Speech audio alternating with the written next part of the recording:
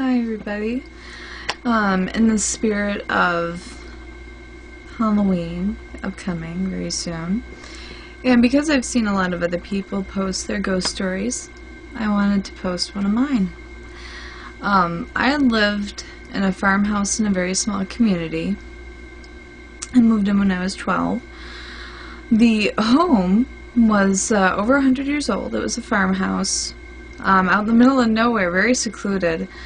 Upon moving out in 2001, I had found out that there were some suicides associated with the property.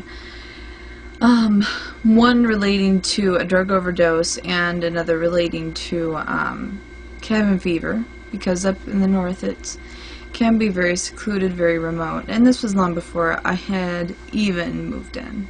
This is like a very long time ago.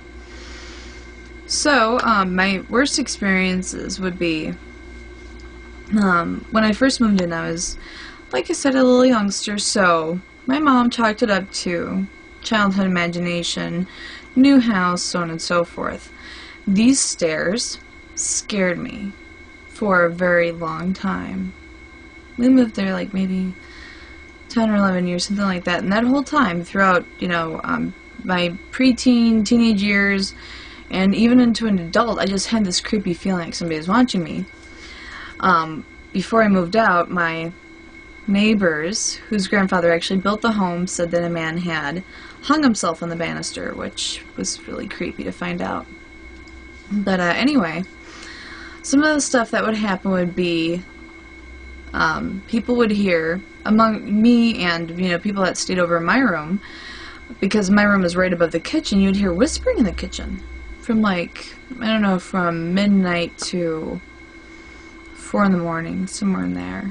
It was loud enough to annoy you, it was loud enough to distract you, but never loud enough for anybody to understand what they were saying.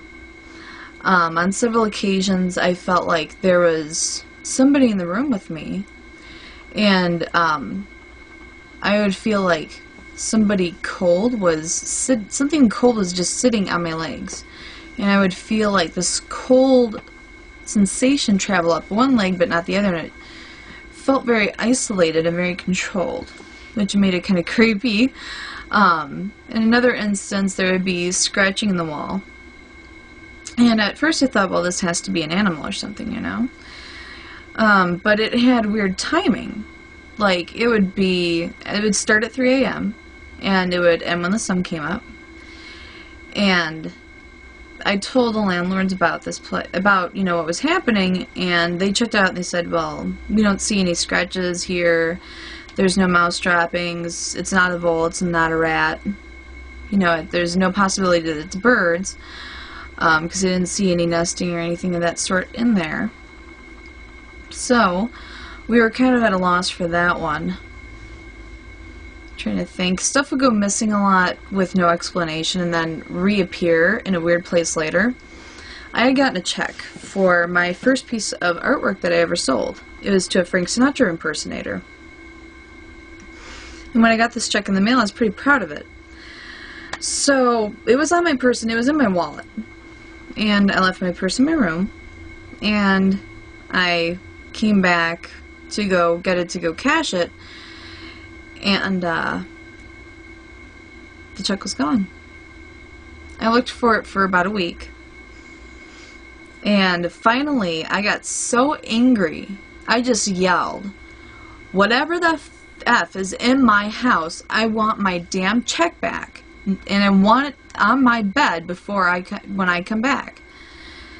And sure enough, it proved its existence.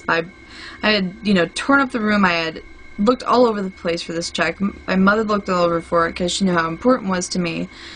And we never found we only found it on the bed when it just happened to appear. It's pretty weird. Other friends of mine that had come over had, weird experiences. One time a friend named Carrie sleeping over. She was on the floor, and I was in the bed, and I had a nightmare.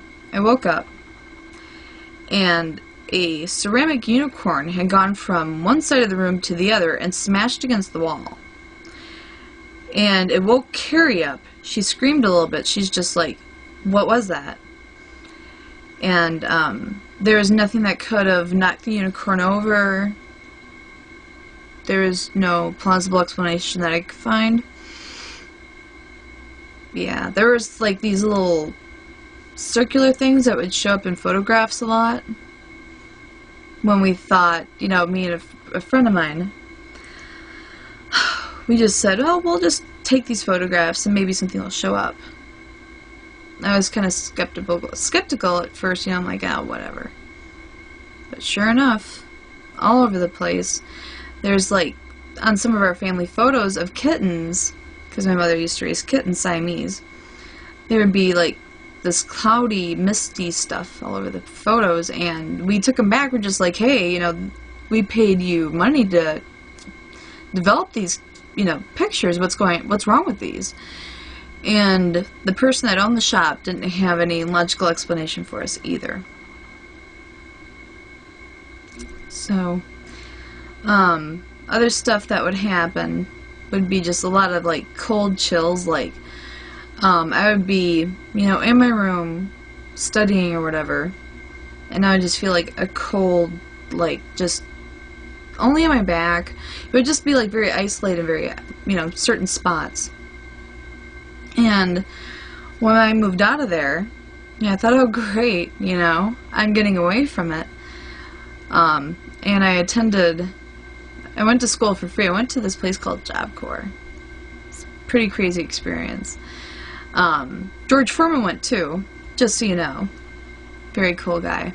But, yeah, that experience definitely was worse than the one that I even had in the farmhouse. Oh, and another one I remember. I was cleaning my room. And, you know, I was just getting stuff ready to move. I was about ready to go back to, you know, I was moving out of the house. I just wanted to get out so bad. And this spoon, you know, this is another example.